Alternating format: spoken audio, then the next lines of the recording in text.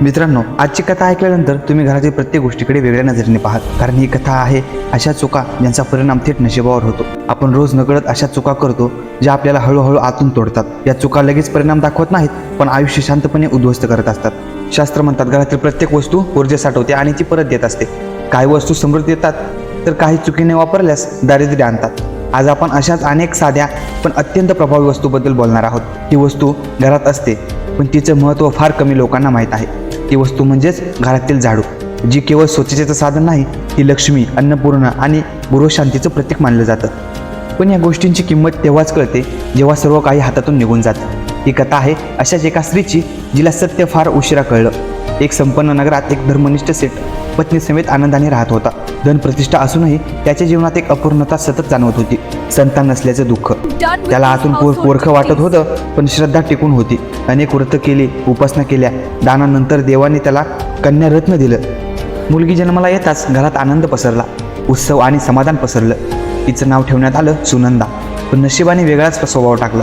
लाडात वाढलेली सुनंदा हळूहळू हट्टी, गर्विष्ठ आणि आळशी झाली. तिला कष्ट नको वाटायला लागलं, शिस्त नको होती आणि नम्रता तर अजिबात नाही. घरकाम म्हणजे गुलामगिरी असं तिला वाटायचं. ती उघडपणे बोलू लागली. स्वच्छता, झाडू, भांडी तिला अपमानासारखे वाटायला लागले. आई समजावत होती, पण अहंकाराने तिचे शब्द तिच्या कानावर पडत नव्हते. वडील शांत होते, पण त्यांना भविष्यातलं वादळ दिसत होतं. वय वाढत गेलं आणि विवाहाचे विषय चर्चेत येऊ लागले. अनेक श्रीमंत सुशिक्षित वर आले, पण सुनंदाने सगळ्यांचा अपमान केला. नगरात कुचपूच सुरू झाली. ही मुलगी कुणाचंच घर टिकू शकणार नाही. आई वडिलांची चिंता वाढली, पण नियती आधीच पुढची चाल खेळत होती. एका दिवशी वनात फिरताना सुनंदाची भेट एका साध्या ब्राह्मणाशी झाली. त्याचं नाव शांतनू असं होतं आणि त्याच्या चेहऱ्यावर विलक्षण शांतता होती. पहिल्यांदा सुनंदांच्या मनात स्पर्श झाला आणि अहंकार थोडासा हलला. तिने हट्ट धरला, याच माणसाशी मला विवाह करायचा आहे. आई वडील गोंधळले, पण परिस्थितीपुढे झुकावे लागले.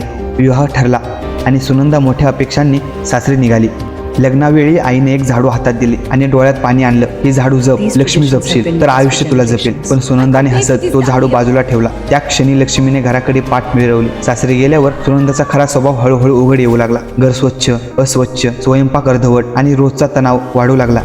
ती झाडू उलटी ठेवायची, पायाने ढकलायची, कधी फेकून द्यायची. सासू समजावत होती, पण प्रत्येक वेळी अपमान मिळत होता. एक दिवशी सुनंदाने सासूचा सर्वांसमोर अपमान केला. त्या क्षणापासून घरात विचित्र शांतता पसरली. हळूहळू पैसा कमी झाला, काम बिघडलं आणि नाती तुटू लागली. अन्न घरात असूनही पोट आणि मन दोन्ही रिकामं होतं.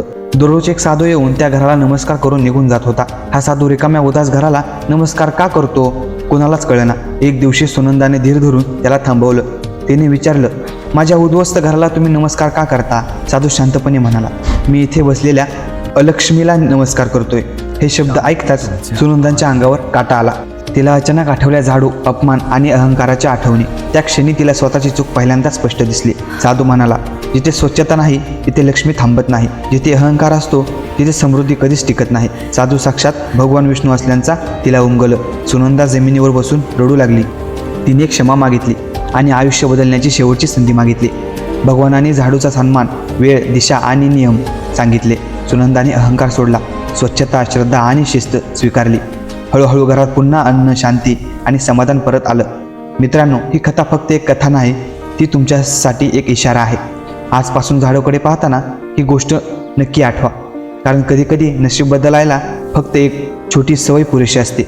तुम्हाला ही कथा आवडली तर व्हिडिओला लाईक करा आणि यात कथेविषयी तुम्हाला काय वाटतं कमेंट करून नक्की सांगा. आणि हो, असे नवीन व्हिडिओ आपल्या चॅनलवर येत असतात, म्हणून चॅनलला सबस्क्राईब करायला विसरू नका. धन्यवाद. जय श्री कृष्ण.